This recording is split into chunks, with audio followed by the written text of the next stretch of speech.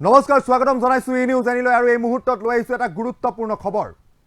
বিহাৰৰ পিছত এইবাৰ চকু পৰিছে আসাদুদ্দিন ওৱেইছিৰ অসম বংগত। আমি জনাই আছো ই নিউজ জানি দৰ্শকসকলক এই মুহূৰ্তৰ এই গুৰুত্বপূৰ্ণ খবৰটো। এই মুহূৰ্তত বিহাৰৰ পাছত বংগ দখলৰ হুংকাৰ দিছে আসাদুদ্দিন ওৱেইছিয়ে। আমি জনাই আছো ই নিউজ জানি দৰ্শকসকলক এটা গুৰুত্বপূৰ্ণ খবৰ। এই মুহূৰ্তত ওৱেইছিৰ ভয়ত বৰ্তমান কম্পিত হৈ পৰিছে অগ্নিকন্যা মমতা বেনাৰ্জী।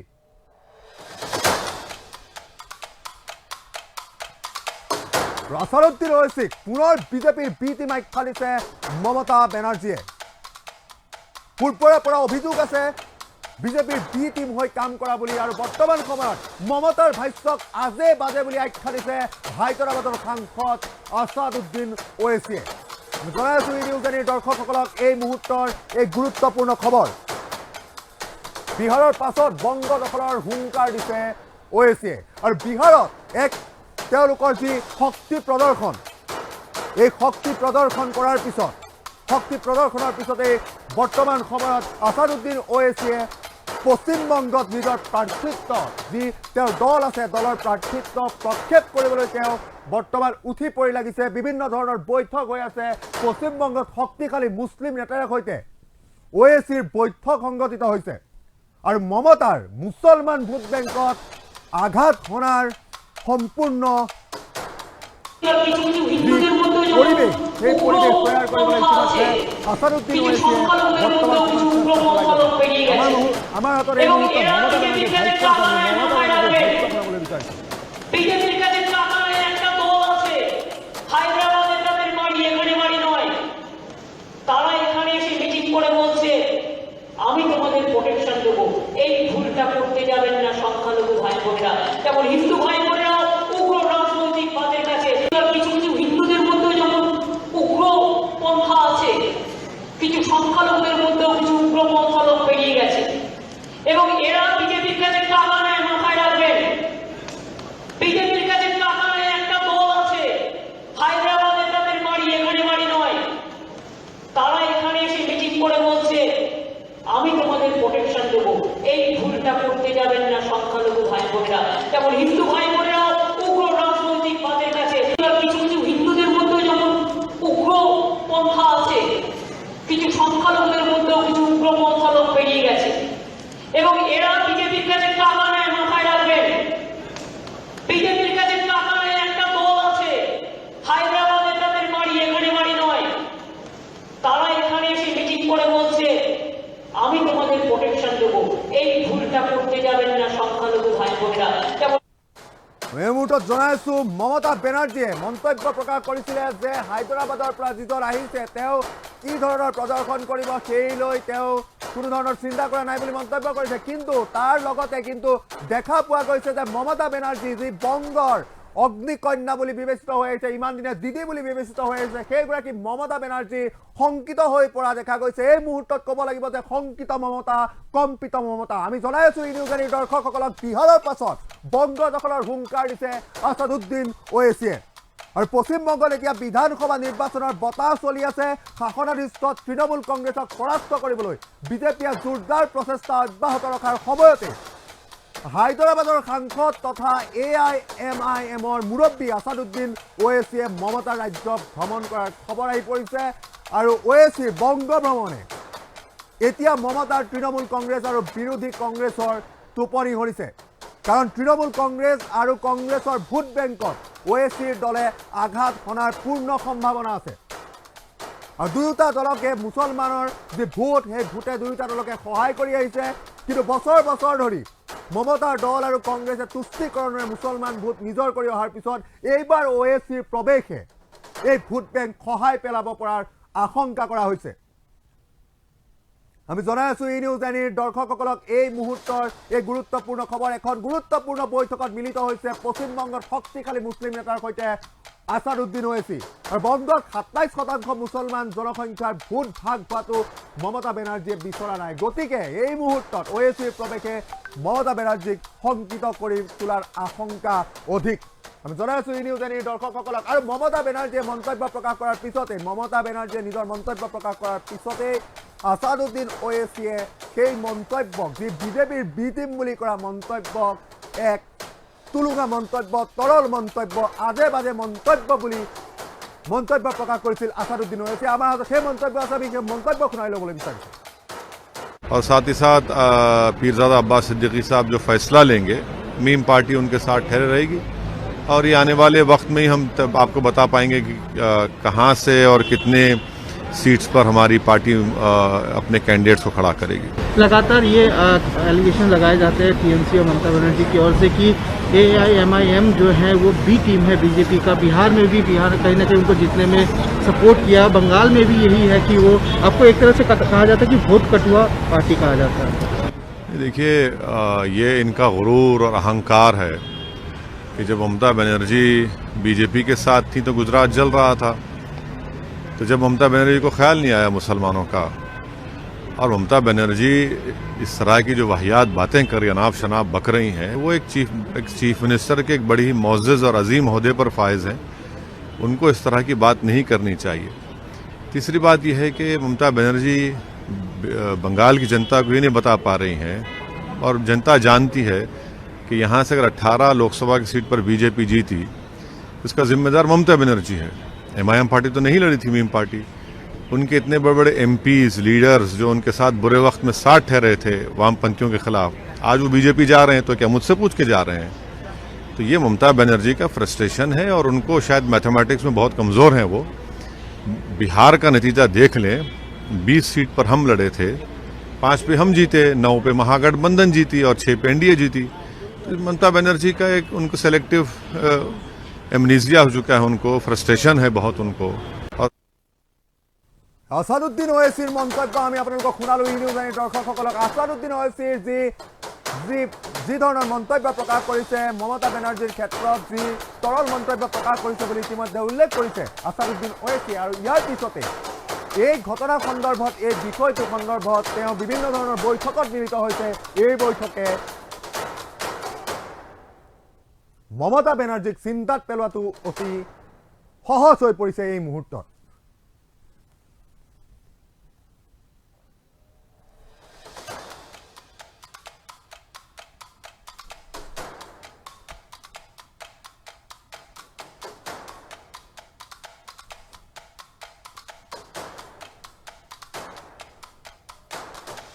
আৰু বিহাৰৰ পিছত বংগ দখলৰ হুংকাৰ আসাদুদ্দিন ওৱেইছি। আমি এই সন্দৰ্ভত কথা পাতিবলৈ চেষ্টা কৰিম আমাৰ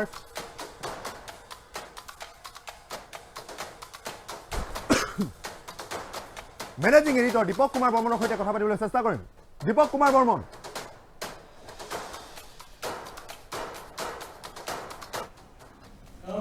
হয় হয় হয় জনাব। হয়, বিহাৰৰ পিছত বংগ দখলৰ হুংকাৰ দিছে আসাদুদ্দিন ওৱেইছিয়ে, কি ক'ব? হয় হয় এয়া ইতিমধ্যে ভাৰতবৰ্ষত সাম্প্ৰদায়িক ৰাজনীতিৰ শীৰ্ষ পৰ্যায়ত উপনীত হৈছে। আসাদুদ্দিন ওৱেইছিয়ে বিহাৰত যি ভূমিকা লৈছিল সেই ভূমিকাৰ কথা প্ৰত্যেকেই জানে। তাৰ পৰৱৰ্তী সময়ত এতিয়া পশ্চিমবংগত নিৰ্বাচন হ'বলৈ গৈ আছে, পশ্চিমবংগতো সেই একেই ভূমিকা গ্ৰহণ কৰিব আসাদুদ্দিন ওৱেইছিয়ে। আৰু মূলতঃ আসাদুদ্দিন ওৱেইছিয়ে যিটো এজন উগ্ৰ মুছলিম নেতা, উগ্ৰ ইছলামিক নেতা, আসাদুদ্দিন ওৱেইছিয়ে হায়দৰাবাদত যেতিয়া তছলিমা নাজৰীনক ফটোৱা জাৰি কৰিছিল সেই সময়ৰ পৰা তেওঁৰ উদ্ভট বা তেওঁৰ যি ধৰণৰ উগ্ৰ এটা চিন্তা, সেই চিন্তাটো প্ৰকাশ পাইছিল। এতিয়া কথাটো আসাদুদ্দিন ওৱেইছিয়ে সমগ্ৰ ভাৰতবৰ্ষত হিন্দু আৰু মুছলিমক লৈ যি ৰাজনীতি কৰিছে, ইতিমধ্যে বিজেপিয়ে হিন্দুক লৈ ৰাজনীতি আৰম্ভ কৰিছে আৰু মুছলমানক লৈ ৰাজনীতি আৰম্ভ কৰিছে আসাদুদ্দিন ওৱেইছিয়ে। আসাদুদ্দিন ওৱেইছিয়ে পশ্চিমবংগত যি চকু দিছে তাৰ পৰা কিন্তু মমতা বেনাৰ্জীৰ দিদিৰ কাৰণে এটা ডাঙৰ প্ৰত্যাহ্বান হ'ব। কিয়নো বংগৰ ডাঙৰ ভনী বুলি মমতা বেনাৰ্জীক কোৱা হয়। মমতা বেনাৰ্জীয়ে বংগক যি ধৰণে তৃণমূল কংগ্ৰেছৰ দ্বাৰা একত্ৰিত কৰি ৰাখিছে তাত কিন্তু 27% মুছলমান ভোটৰ খুব অৱদান আছে। বংগত 27% মুছলমান ভোটে এটা বিশেষ অৱদান গ্ৰহণ কৰিছে, বিশেষ ভূমিকা গ্ৰহণ কৰিছে। যদি সেই 27% ভোটৰ মাজত বিভাজন কৰিব পাৰে আৰু নিশ্চিতভাৱে বিভাজন কৰিব, কাৰণ সংখ্যালঘু যিসকল ইছলাম ধৰ্মী লোক আছে আসাদুদ্দিন ওৱেইছিক গুৰু বুলি ভাবে, আসাদুদ্দিন ওৱেইছিৰ কথামতে উদ্ভৱ কৰে, তেওঁলোকে কিন্তু আসাদুদ্দিন ওৱেইছিৰ কথামতে এইবাৰ দল সলনি কৰিব। আৰু এইটো বংগৰ কাৰণে এটা খুব প্ৰত্যাহ্বানৰ বিষয় হ'ব, কাৰণ মমতা মমতা বেনাৰ্জী ইতিমধ্যে তৃণমূল কংগ্ৰেছ বিজেপি সকলোৱে যদি মমতা বেনাৰ্জীক হেঁচি ধৰে আৰু 27% মুছলমান ভোটও যদি বিভাজন হয় তেতিয়াহ'লে কিন্তু মমতা বেনাৰ্জীৰ দুৰ্গ ৰক্ষা কৰে এইবাৰ টান হ'ব আৰু আছাদুদ্দিন ওৱেইছিয়ে এইবাৰ এটা বিশেষ ভূমিকা গ্ৰহণ কৰিব কোন দলৰ হৈ কিহৰ কাৰণে আছাদুদ্দিন ওৱেইছিয়ে এই ধৰণৰ ভূমিকা গ্ৰহণ কৰিছে সেই কথাটো আমি নকলেও স্পষ্ট ইতিমধ্যে অসমতো তেওঁলোকে যে নিৰ্বাচন খেলিব IIMMে অসমতো নিৰ্বাচন অনাগত বিধানসভা নিৰ্বাচনত তেওঁ প্ৰতিদ্বন্দ্বিতা কৰিব তাৰ পূৰ্বাভাস আমি ডিচেম্বৰ মাহত পাইছিলোঁ ডিচেম্বৰ মাহত ধুবুৰীৰ প্ৰাক্তন বিধায়কগৰাকীয়ে মুকলিভাৱে কৈছিল যে আছাদুদ্দিন ওৱেইছিয়ে ইয়াত অসমতো IIMMৰ পৰা প্ৰতিদ্বন্দ্বিতা আগবঢ়াব এতেকে ইয়াৰ পৰা এটা কথা স্পষ্ট হয় যে সমগ্ৰ ভাৰতবৰ্ষত আছাদুদ্দিন ওৱেইছিয়ে এটা বিভাজনৰ ৰাজনীতি কৰে হিন্দু আৰু মুছলমান কাৰণ বিজেপি ভাৰতীয় জনতা পাৰ্টীয়ে যিদৰে হিন্দুক লৈ ৰাজনীতি কৰিছে ঠিক সেইধৰণে আছাদুদ্দিন ওৱেইছিৰ নেতৃত্বত একাংশ মুছলমান ধৰ্মী লোক কিন্তু মুছলমানসকলক একত্ৰিত কৰি এটা মুছলিম ৰাজনীতি সৃষ্টি কৰিব খুজিছে আৰু আছাদুদ্দিন ওৱেইছিয়ে এটা গুৰুত্বপূৰ্ণ কথা কৈছিল যে অসমত মোৰ বাওহাত AIUDFৰ বদৰুদ্দিন আজমল আছে গতিকে অসমৰ কথাটো তেওঁ বৰ বিশেষ গুৰুত্ব দিয়া নাই এতিয়া পশ্চিমবংগত যিহেতু তেওঁ শীৰ্ষস্থানৰ মুছলমান বা মৌলবীসকলক সাক্ষাৎ কৰি এই কথাবোৰ আলোচনা কৰিছে সাক্ষাৎ কৰি বিষয়টো আগবঢ়াই নিছে ইয়াৰ পৰা এটা কথা প্ৰমাণ হয় বা স্পষ্ট হয় যে এইবাৰ পশ্চিমবংগত মমতা দিদি অৰ্থাৎ মমতা বেনাৰ্জীৰ কাৰণে কিন্তু খুব প্ৰত্যাহ্বানৰ কাৰণ হ'ব দীপক কুমাৰ বৰ্মন এই মুহূৰ্তত এটা প্ৰশ্ন হয় গুৰুত্বপূৰ্ণ প্ৰশ্ন যে সংখ্যালঘু ভোটাৰসকলৰ যে ভোট বিভাজনৰ কথাটো আহিছে আছাদুদ্দিন ওৱেইছিয়ে সেই ভোট টানি নিয়াৰ প্ৰসংগ যদিও আহি পৰিছে বৰ্তমান সময়ত প্ৰশ্ন হয় যে তৃণমূল কংগ্ৰেছে বা মমতা বেনাৰ্জীয়ে এইসকল ভোটাৰক সন্তুষ্ট কৰিব নোৱাৰিলে নেকি নহয় জনাক এটা কথা আপুনি মন কৰিব যে এই যি সংখ্যালঘু 27% ভোট আছে সেই 27%ক যদি বিভাজন কৰিব পৰা হয় তেওঁলোকক যদি ইফাল সিফাল কৰিব পৰা হয় তেতিয়া লাভান্বিত কোন হ'ব তেতিয়া কংগ্ৰেছৰ লাভান্বিত বৰ বিশেষ হ'ব নোৱাৰে তৃণমূল কংগ্ৰেছৰ লাভান্বিত হ'ব নোৱাৰে লাভান্বিত হ'ব ভাৰতীয় জনতা পাৰ্টি গতিকে ইয়াৰ পৰা পশ্চিমবংগত যি পশ্চিমবংগ নিৰ্বাচনক লৈ ভাৰতীয় জনতা পাৰ্টীৰ যি ৰণকৌশল তাত কিবা কাৰণত কেনেবাকৈ ক'ৰবাত আছাদুদ্দিন ওৱেইছিয়ে সহায় কৰি আছে নেকি এই বিষয়েও কিন্তু চিন্তাৰ চৰ্চা কৰিব পাৰে এই বিষয়টো কিন্তু বিশ্লেষণ কৰিব পাৰি কিয়নো আছাদুদ্দিন ওৱেইছিয়ে তাত 27% ভোটক লৈ যি ধৰণৰ ৰাজনীতি কৰিব খুজিছে আছাদুদ্দিন ওৱেইছিৰ দলটোৱে তাত কোনো ভোট নাপায় সেই ভোটটো বিভাজন হ'ব কংগ্ৰেছ আৰু তৃণমূল কংগ্ৰেছ আৰু আছাদুদ্দিন ওৱেইছিৰ IIMMৰ মাজত গতিকে যিসকল হিন্দু বা বাঙালী ভোট আছে সেই ভোটখিনি একত্ৰিতভাৱে কিন্তু বিজেপিৰ ফালে আহিব পাৰে নেকি আৰু এই 27% ভোটে যিহেতু এটা গুৰুত্বপূৰ্ণ ভূমিকা গ্ৰহণ কৰে এই ভোটখিনি যদি বিভাজন কৰিব পৰা হয় তেতিয়াহ'লে নিষ্কণ্টক হ'ব নেকি ভাৰতীয় জনতা পাৰ্টি গতিকে এই বিষয়সমূহ কিন্তু আমি আলোচনাৰ গণ্ডিলৈ অনা উচিত আৰু এই সকলো বিষয় যদি আপুনি আলোচনাৰ গণ্ডিলৈ আনে তেতিয়াহ'লে দেখিব যে আছাদুদ্দিন ওৱেইছিয়ে বিহাৰত যেনেকৈ পৰোক্ষভাৱে ভাৰতীয় জনতা পাৰ্টীক সহায় কৰিছিল ঠিক সেইদৰে পশ্চিমবংগতো ভাৰতীয় জনতা পাৰ্টীক সহায় কৰিবলৈ আগবাঢ়িছে দীপক কুমাৰ বৰ্মন এই মুহূৰ্তত অন্য এটা প্ৰশ্ন যে এই মুহূৰ্তত ইতিমধ্যে আছাদুদ্দিন ওৱেইছিয়ে মন্তব্য প্ৰকাশ কৰিছে যে বদৰুদ্দিন আজমল অসমত আছে গতিকে মই তালৈ নাযাওঁ কিন্তু ৰাজনীতিত সকলো সম্ভৱ হৈ পৰাৰ দৰে তেওঁ যদিহে অসমলৈ আহে তেতিয়াহ'লে লাভান্বিত কোন হ'ব চাওক এই মুহূৰ্তত বদৰুদ্দিন আজমলে কালি স্পষ্টকৈ কৈছে যে তেওঁলোকৰ মিত্ৰতা হ'ব কংগ্ৰেছৰ লগত আৰু যেনেকৈ আমাৰ অসমৰ ৰাজনৈতিক দৃশ্যপট অসমৰ ৰাজনৈতিক প্ৰেক্ষাপটটো সুকীয়া অসমত এতিয়া প্ৰতিষ্ঠান বিৰোধী এটা ঢৌ উঠিছে অসমত সকলো দল একত্ৰিত হৈছে কেৱল বিজেপিক প্ৰতিহত কৰাৰ স্বাৰ্থত বিজেপিক কি ধৰণে প্ৰতিহত কৰিব সেইটো বেলেগ কথা কিন্তু বিজেপিক প্ৰতিহত কৰাৰ স্বাৰ্থত বাঘে চাগে একে ঘাটত পানী খাবলৈ লৈছে এতিয়া যি সময়ত হুইজ বদৰুদ্দিন বুলি কৈছিল সেই বদৰুদ্দিনক এতিয়া কংগ্ৰেছে আঁকোৱালি লৈছে কংগ্ৰেছ আৰু AIUDFৰ মিত্ৰতা এক প্ৰকাৰ নিশ্চিত হৈছে গতিকে যদিহে আছাদুদ্দিন ওৱেইছি অসমলৈ আহে আছাদুদ্দিন ওৱেইছি কিন্তু মই আশা কৰোঁ মই ভাবোঁ যে আছাদুদ্দিন ওৱেইছি কিন্তু অসমত তেওঁলোকৰ দলৰ পৰা প্ৰাৰ্থিত্ব নিদিয়ে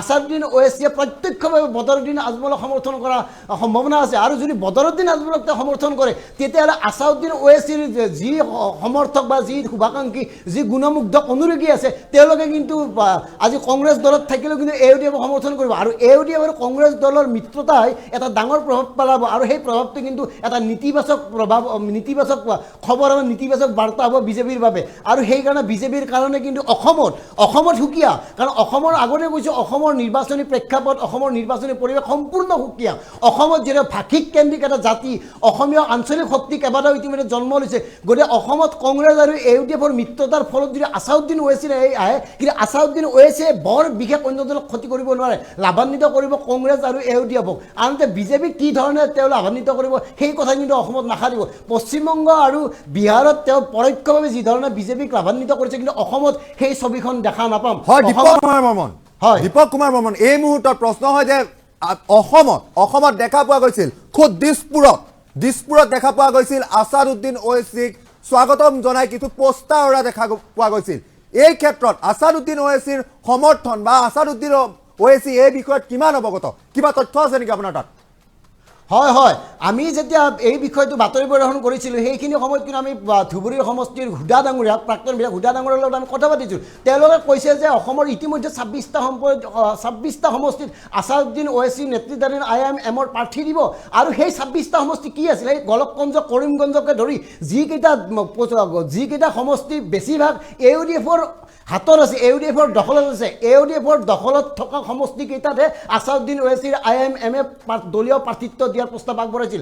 আৰু সেই কথাটো আমি যে হুদা ডাঙৰীয়াক সুধিছিলোঁ, তেওঁ কৈছে যে তেওঁ এই ধৰণে কৈছিল যে অসমত যেনেকৈ খিলঞ্জীয়া মুছলমানখিনিক AUDF-এ ৰক্ষণাবেক্ষণ দিব পৰা নাই, সেইকাৰণে খিলঞ্জীয়া মুছলমানখিনিৰ স্বাৰ্থত তেওঁলোকে মুছলমানখিনিৰ স্বাৰ্থত এই ধৰণৰ এটা কাৰ্যপন্থা হাতত লৈছে। আৰু তেওঁলোকে নিশ্চিত কৰিছে যে অসমত অহা নিৰ্বাচনত আছাদুদ্দিন ওৱেইছিৰ দলে 26টা সমষ্টিত ইতিমধ্যে প্ৰাৰ্থী দিয়াটো সিদ্ধান্ত গ্ৰহণ কৰিছে।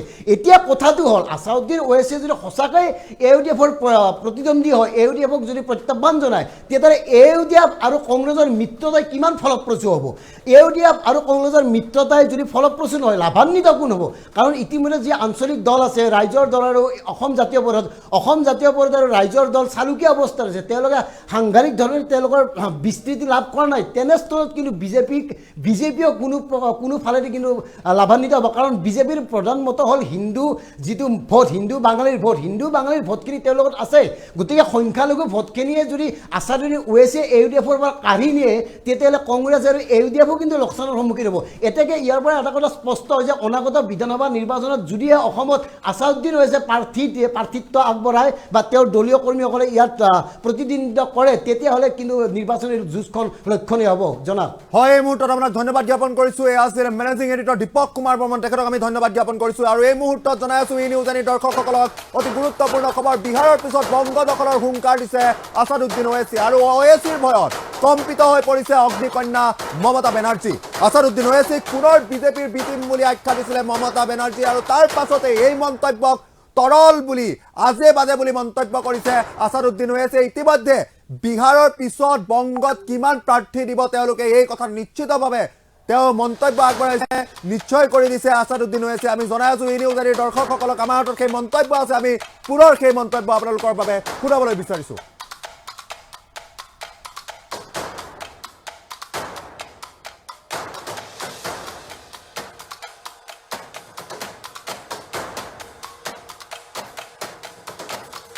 जो उनके साथ बुरे वक्त में साथ ठहरे थे वामपंथियों के खिलाफ, आज वो बीजेपी जा रहे हैं, तो क्या मुझसे पूछ के जा रहे हैं?